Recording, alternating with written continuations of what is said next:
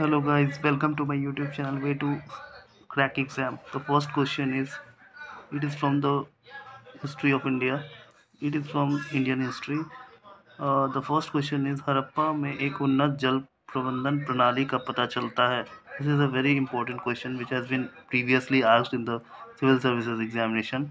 And the first question is, Harappa में एक उन्नत जल प्रबंधन प्रणाली का पता चलता है. तो कहाँ चलता है?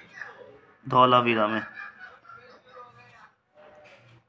तृतीय बौद्ध संगति कहाँ आयोजित हुई थी? Most important question and it is most time asked question.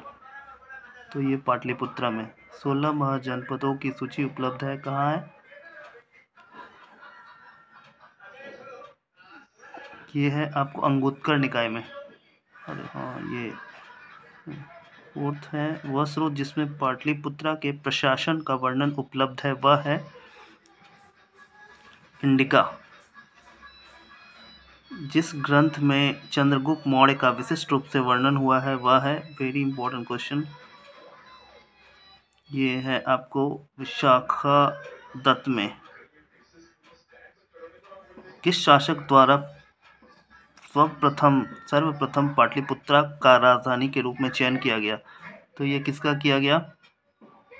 सी, उदयन द्वारा. मोस्ट इम्पॉर्टेंट क्वेश्चन, अशोक के शिलालेखों में प्रयुक्त होता है.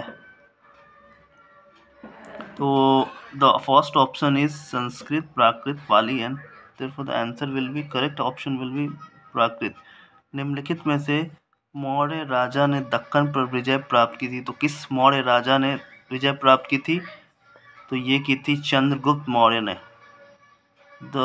Now come to the 9th question. Arthashastra के अनुसार सीता भूमि का अभिप्राय क्या है? द फर्स्ट ऑप्शन इज ना जोती जाने वाली अनुयायी भूमि, ब्राह्मणों के स्वामित्व वाली भूमि, जनजातियों द्वारा जोती जाने वाली भूमि, वनीय भूमि. तो इसका आंसर हो जाएगा आपको जनजातीय द्वारा जोती जाने वाली भूमि. The 10th question and which is the most important question of this session is, Megasthenes ने भारतीय समाज को कितनी श्रेणियों में विभाजित किया था? तो पहला ऑप्शन है 4, सेकेंड ऑप्शन इज 5,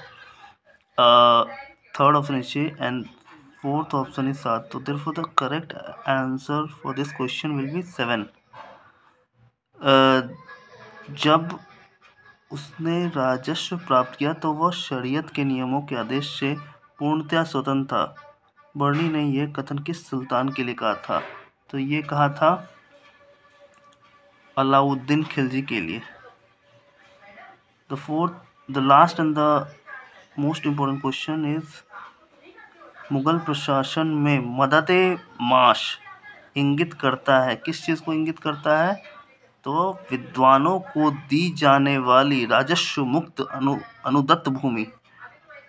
तो फ्रेंड्स, आप लोगों को ये सेशन कैसा लगा, जो कि most important question previous year.